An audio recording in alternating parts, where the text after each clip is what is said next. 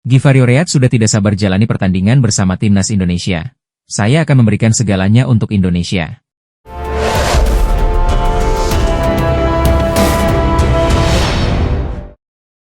Calon pemain timnas Indonesia, Givario Read, tampaknya sudah tidak sabar untuk segera membantu perjuangan rekan-rekannya menghadapi persaingan ketat yang tersaji pada kualifikasi Piala Dunia 2026 zona Asia. Givario Read memang dirumorkan sudah sempat berjumpa dengan pelatih timnas Indonesia, Patrick Kluivert. Dalam sesi wawancara khusus dengan media asal Belanda, Oost, Givario Read menyampaikan beberapa pandangannya soal penampilan timnas Indonesia pada putaran ketiga kualifikasi Piala Dunia 2026 zona Asia. Bahkan, pemain asal Feyenoord ini juga sudah tak sabar untuk segera mengukir sejarah bersama negara kakeknya. Dalam agenda terdekat, skuad Garuda akan melakoni FIFA Matchday di bulan September 2025. Semua orang tentu tidak sabar melakoni pertandingan untuk negaranya, namun ini masih awal dari semuanya, ucap Read. Bermain untuk Indonesia, mungkin suatu saat bisa terjadi, namun fokus utama hanya untuk klub dan timnas Belanda, lanjutnya. Semua spesial, jika ditakdirkan membela tanah kelahiran kakek saya, tentu saya tidak sabar melakoni debut itu. Saya akan memberikan segalanya, tuturnya. Pemain berusia 19 tahun itu mengakui bahwa peluang skuad Merah Putih untuk merebut tiket ke Piala Dunia 2026 terbuka lebar setelah berhasil lolos ke round 4. Peluang Indonesia lolos ke Piala Dunia cukup terbuka. Ini sangat menarik. Saya berharap Indonesia bisa lolos ke Piala Dunia 2026, tegasnya. Pelatih timnas U23 Indonesia, Gerald van den Burg, tak menampik jika kemenangan tim asuhannya atas timnas Filipina dinaungi keberuntungan. Ya, sebagaimana yang diketahui, timnas U23 Indonesia melanjutkan tren positif di grup A ASEAN U23 Championship 2025. Skuad Garuda Muda berhasil menang 1-0 atas Filipina pada pertandingan yang digelar di Stadion Utama Gelora Bung Karno, malam kemarin. Gol semata wayang Indonesia lahir dari gol bunuh diri pemain Filipina, Jaime Rosquillo, pada menit ke-23. Gol tersebut bermula dari lemparan ke dalam yang dilakukan Robby Darwish di sisi kiri penyerangan timnas U23. Tentu, hasil ini menempatkan Garuda Muda berada di puncak klasemen sementara grup A Piala AFF U23 2025 dengan koleksi 6 poin. Mengomentari kemenangan ini, Gerald van den Burg menilai Kadek Arel dan kawan-kawan sudah menampilkan performa terbaik. Bahkan, seharusnya bisa mencetak 4 hingga 5 gol ke gawang Filipina. Namun, hasil ini tetap disyukuri oleh pelatih asal Belanda itu meski tak luput dari keberuntungan. Dalam pertandingan, memang kadang ada keberuntungan. Sebelumnya kami mencetak 8 gol, hari ini sebenarnya kami bisa mencetak 4-5 gol. Dalam pertandingan memang perlu ada penyelesaian yang baik untuk mencetak gol, tetapi ada juga keberuntungan, ungkap Gerald van den Burg. Satu hal yang ditegaskan oleh van den Burg, kemenangan tipis ini bukan karena anak-anak asuhnya tak mampu mencetak gol. Dia menyebut pemain Indonesia sejatinya sudah membuktikan bahwa mereka memiliki kemampuan untuk membobol gawang lawan, seperti ketika menghadapi Brunei Darussalam. Namun dia kembali menegaskan, faktor keberuntungan memang selalu dibutuhkan dalam sepak bola. Langsung menyelimuti laga kedua grup A Piala AFF U23 2025 antara timnas Indonesia U23 dan Filipina U23. Sejak peluit pertama dibunyikan, kedua tim langsung menyuguhkan permainan dengan tempo tinggi yang memukau para penonton. Skuad Garuda Muda, di bawah arahan pelatih Gerald van den Burg, menunjukkan strategi yang jelas sejak awal. Mereka tampak fokus memanfaatkan permainan dari sektor sayap untuk membongkar pertahanan lawan. Para pemain sayap timnas Indonesia U23 terlihat aktif bergerak, mencoba menciptakan peluang dari sisi lapangan. Sementara itu, Filipina U23 juga tidak kalah agresif. Mereka meladeni permainan cepat Indonesia dengan pressing ketat dan upaya membangun serangan balik yang berbahaya. Pertarungan di lini tengah pun tak terhindarkan, dengan kedua tim saling berebut dominasi. Timnas Indonesia U23 mendapat peluang emas pertama pada menit 9 melalui Muhammad Raihan Hanan. Namun tendangannya dari luar kotak penalti masih mampu diblok kiper Filipina U23. Selang 2 menit kemudian, Hanan kembali mendapatkan peluang. Namun tendangan kaki kirinya dari jarak dekat masih terlalu lemah sehingga mudah untuk diantisipasi kiper lawan. Gol yang ditunggu-tunggu pun akhirnya tercipta di menit 24. Berawal dari lemparan jarak jauh Robby Darwish, Rosquillo, yang mencoba menghalau bola justru masuk ke gawangnya sendiri. Unggul 1-0 membuat timnas Indonesia U23 semakin rajin menggedor pertahanan Filipina U23. Namun hingga interval pertama usai skor 1-0 untuk unggulan skuad Garuda Muda tak berubah. Memasuki babak kedua, timnas Indonesia tak mengendurkan serangan. Di babak kedua ini, penyerang keturunan Jens Raven langsung dimasukkan untuk menggantikan Hoki Caraka. Tentu masuknya Jens Raven membuat lini depan skuad Garuda semakin berbahaya. Peluang-peluang pun diciptakan Jens Raven yang membuat pertahanan Filipina sedikit kewalahan. Terlepas dari hasil, perjuangan para pemain timnas U23 ini patut diapresiasi.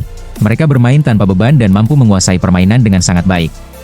Di sisi lain, sebelumnya, legenda sepak bola Malaysia, yakni Safee sudah tak segan mengakui bahwa saat ini timnas Indonesia jauh lebih unggul dibandingkan dengan tim nasionalnya sendiri. Ya, pujian tersebut ia sampaikan menyusul perkembangan pesat yang dialami oleh timnas Indonesia dalam beberapa tahun terakhir. Baik senior maupun junior, Indonesia kini sedang dalam tren yang cukup positif. Salah satu prestasi terbesar yang diraih timnas Indonesia adalah lolosnya pasukan Garuda ke putaran keempat kualifikasi Piala Dunia. Di level U23, timnas Indonesia sempat membuat kejutan dengan berhasil lolos ke empat besar Piala Asia U23 2024 lalu. Tentu, ini sebuah pencapaian yang tentunya menandai lonjakan kualitas tim ini. Selain itu, peringkat FIFA Timnas Indonesia juga menunjukkan kemajuan yang luar biasa. Saat ini, skuad Garuda berada di peringkat ke-118 dunia, sebuah capaian yang tidak hanya membanggakan, tetapi juga memperlihatkan kerja keras tim dalam beberapa tahun terakhir. Menanggapi perkembangan pesat timnas Indonesia, Safee mengungkapkan rasa kekesalannya terhadap para penggemar sepak bola Malaysia yang dinilainya kurang peduli terhadap perkembangan timnas mereka sendiri. Menurut Safee, kesuksesan timnas Indonesia dalam langkah lebih jauh di kancah internasional menunjukkan pentingnya strategi yang tepat dan kerja keras dalam mengelola tim. Hal ini, menurutnya, seharusnya menjadi pelajaran bagi Malaysia agar dapat bersaing di tingkat yang lebih tinggi di Asia. Dengan pencapaian ini, timnas Indonesia kini memiliki posisi yang sangat kuat di Asia, dan Malaysia pun tak bisa lagi menganggap remeh kekuatan skuad Garuda yang tengah berkembang pesat. Harimau Malaya harus melakukan evaluasi apa masalahnya. Bagi saya, semenjak proyek naturalisasi diperkenalkan, ini puncak terbesar untuk pasukan negara. Timnas Malaysia harus dikoreksi lagi, ungkap Safee. Kemudian, Safee mengungkapkan kekagumannya terhadap perkembangan pesat timnas Indonesia, yang dinilai telah jauh melampaui timnas Malaysia dalam beberapa tahun terakhir. Menurut Safee, perbedaan kualitas antara kedua tim semakin terlihat jelas, dengan skuad Garuda menunjukkan kemajuan yang signifikan. Ia berharap agar Malaysia dapat belajar dari perjalanan timnas Indonesia dan segera mengambil langkah konkret untuk mengejar ketertinggalan tersebut. Dengan semakin berkembangnya timnas Indonesia, sudah saatnya bagi Harimau Malaya untuk mengoptimalkan potensi yang ada dan berupaya mengimbangi kekuatan Garuda di pentas internasional. Dengan apa yang terjadi pada tim nasional saat ini, saya pikir kami membutuhkan staf pelatih baru. Kita harus melihat keluar karena kita sudah terlalu lama berada di dalam. Lihat bagaimana Vietnam, Indonesia, Thailand, berhasil melakukan perombakan yang luar biasa. Kalau kita masih berharap pada penduduk setempat, maka kita masih akan terjebak dalam waktu yang lama, jelas Safee kala itu.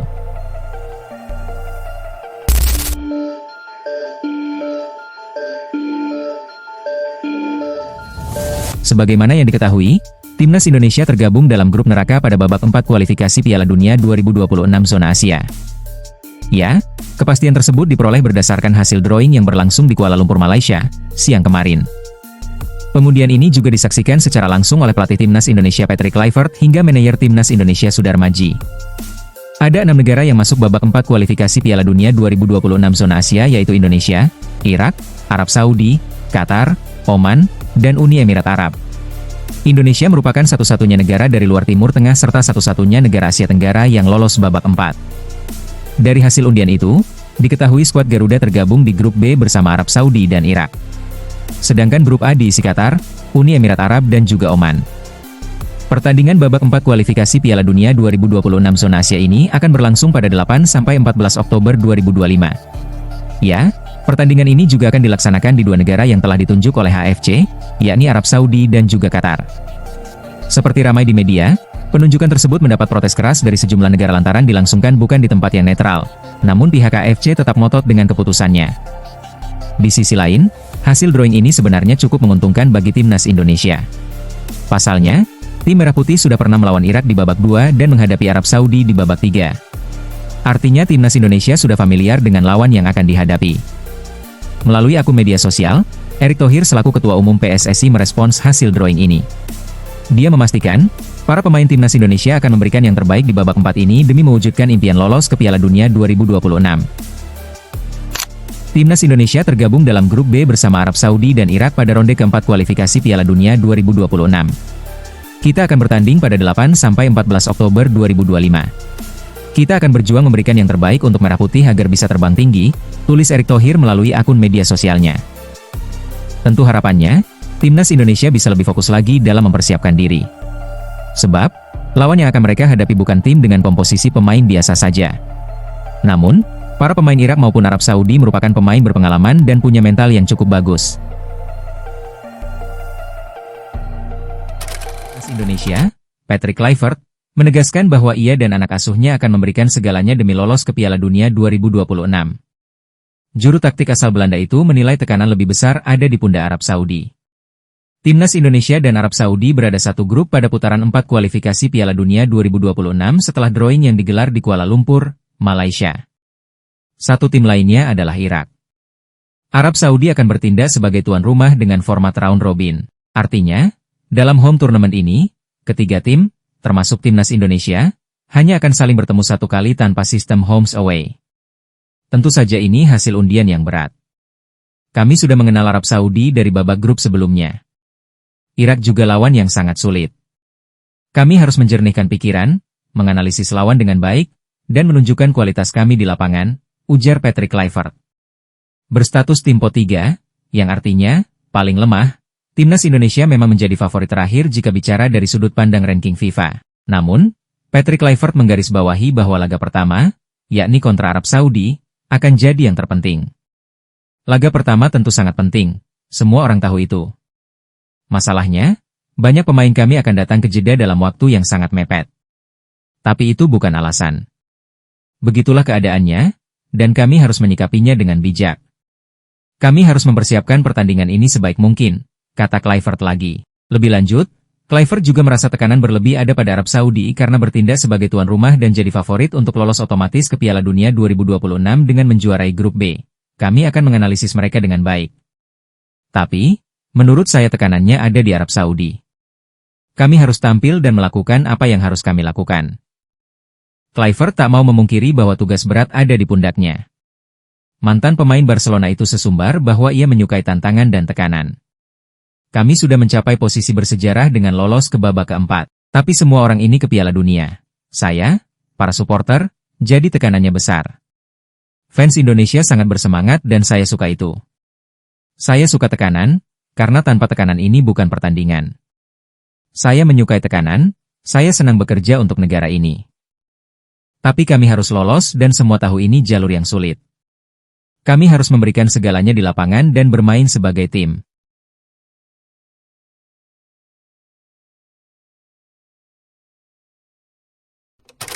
Ula Romeni diperkirakan tidak akan perkuat timnas Indonesia di ronde keempat kualifikasi Piala Dunia 2026 zona Asia. Kabar tersebut terjadi karena sang pemain alami cedera saat bertanding di Piala Presiden 2025 lalu. Pemain berusia 25 tahun itu alami cedera saat Oxford United bertanding kontra Arema FC pada Kamis, 10 Juli 2025. Ia mendapat tackle keras dari salah satu pemain Arema FC, Paulinho Mokcelin. Tackle tersebut membuat Ula Romeni alami cedera yang menyebabkan tidak bisa melanjutkan pertandingan. Menurut pelatih Oxford United, Gary Rowett, cedera yang dialami Ula Romeni tergolong cedera serius. Namun dirinya berharap agar ucapan tersebut hanya buruk sangka semata. Karena cederanya Ula Romeni tidak hanya merugikan Oxford United, namun juga timnas Indonesia yang berjuang ke Piala Dunia 2026. Rupanya, cedera yang dialami Ula Romeni cukup parah. Menurut Ketua BTN sekaligus manajer timnas Indonesia, Sumarji, Ula Romeni tengah diupayakan untuk pemulihan cederanya pada Oktober 2025. Informasi tersebut memastikan bahwa mantan pemain FC Utrecht tersebut akan absen perkuat timnas Indonesia pada September 2025 kontra Lebanon dan Kuwait. Dengan demikian, PSSI tengah berupaya untuk mencari pemain keturunan baru untuk perkuat timnas Indonesia di posisi penyerang. PSSI melakukan koordinasi agar bisa mendapat pemain keturunan grade A di posisi penyerang. Untuk kemungkinan mencari tambahan pemain keturunan selalu terbuka, buka Sumarji. Tapi kembali lagi, yang PSSI inginkan adalah pemain yang punya kualitas grade A. Ini yang kami masih terus cari. Lanjutnya mengenai target pencarian PSSI. Pak Erick Thohir terus berkomunikasi dengan intens dengan koleganya yang ada di sana, tambah Sumarji. Sebenarnya, Jens Raven bisa menjadi opsi untuk memperkuat timnas Indonesia di level senior. Akan tetapi, Sumarji menyebut levelnya belum menyamai Ula Romeni. Kalau naikkan Jens Raven, terlalu jauh kualitasnya, ujar Sumarji jawab opsi tarik Jens Raven ke level senior. Jangan melihat kemampuannya pas laga kontra Brunei Darussalam. Karena laga itu masih awal dan belum bertanding kontra Filipina yang membuat kejutan dengan kalahkan Malaysia, jelas Sumarji. Chio Summerville adalah satu dari beberapa pemain keturunan yang diinginkan pelatih Patrick Kluivert untuk timnas Indonesia. Lantas, bagaimana respons penyerang West Ham United itu? Selain Chio Summerville, ada beberapa pemain keturunan lainnya yang diminta Patrick Kluivert untuk membela timnas Indonesia ialah Pascal Struijk, Jayden Oosterwolde, dan Jairo Riedewald.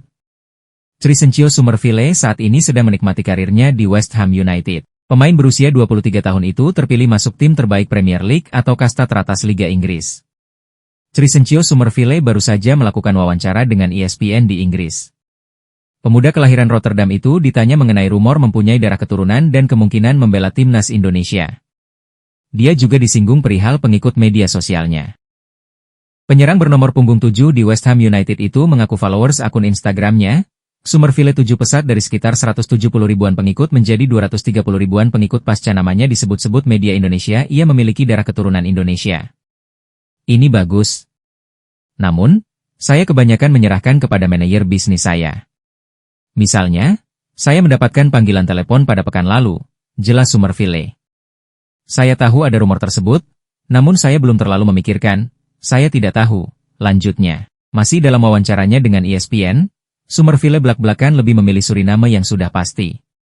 Saya merasa lebih ke Suriname karena setengah keluarga saya berasal dari Suriname, imbuh Summerville. Saya belum tahu apakah saya mempunyai darah Indonesia atau tidak. Saya akan menanyakan itu, lanjutnya. Namun, saya masih bermain untuk West Ham United. Saya fokus kepada itu. Saya hanya mengikuti arus, sebab jika di sini, saya hanyalah pemain biasa, tuturnya lagi. Tetapi, jika saya tiba di bandara sana, di Indonesia, mungkin saya akan sibuk. Di sana sangat mencintai pemainnya. Tutur pemain yang bervalue 382,40 miliar. Timnas Indonesia U23 sukses meraih kemenangan meyakinkan atas Brunei Darussalam dalam laga perdana fase grup Piala AFF U23 2025. Bertanding di Stadion Gelora Bung Karno, skuad Garuda Muda tampil dominan dan menutup laga dengan kemenangan telak. Sejak awal pertandingan, anak asuh pelatih Gerald van den Burg langsung mengendalikan jalannya laga. Tekanan tinggi sejak menit pertama membuat pertahanan Brunei kewalahan.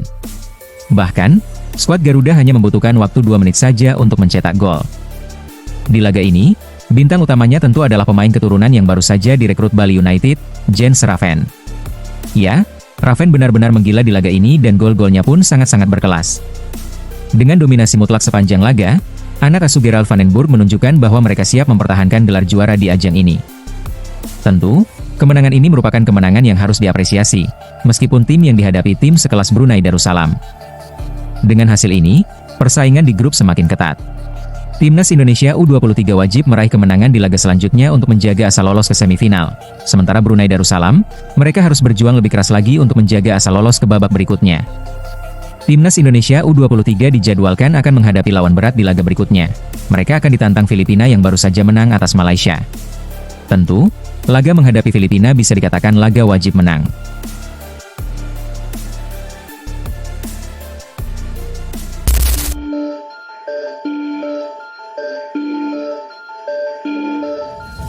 Sebagaimana yang diketahui, Timnas Indonesia U23 menjadi tuan rumah dalam ajang Piala AFF U23 tahun ini. Pada hari kemarin, PSSI resmi merilis daftar 23 pemain terbaik untuk ajang bergengsi di Asia Tenggara tersebut. Sayangnya, dalam daftar tersebut tidak ada nama Marcelino Ferdinand hingga Rafael Struijk. Hal itulah yang kemudian dipertanyakan sebagian netizen tentang potensi kedua pemain tersebut. Setelah mendapat banyak pertanyaan tentang kondisi dua pemain itu, Gerald van den Burg pun akhirnya buka suara.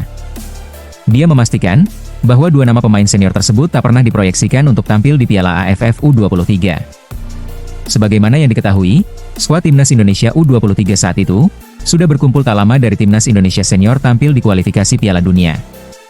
Van den Burg pun menyebut bahwa tak mungkin Marcelino Ferdinand dan Rafael Struijk kembali turun ke kategori junior karena sudah masuk dalam proyeksi Timnas Indonesia Senior. Tidak, mereka tidak di sini, mereka sudah ada di tim senior dan kita sudah punya nama yang sudah lebih dulu kita sodorkan. Kita berkumpul tak lama setelah Timnas Indonesia Senior main, jadi sudah pasti mereka tidak ada di sini Timnas U23, ungkap Gerald van den Burg. Ya, keputusan yang diambil van den Burg tak lepas dari keinginannya yang tak ingin mengubah inti Timnas Indonesia Senior yang sudah terbentuk selama ini, karena target utama skuad Garuda Senior adalah Piala Dunia. Walau tak diperkuat oleh pemain muda rasa senior, dia pun tak khawatir karena melimpahnya stok pemain junior yang dia miliki saat ini.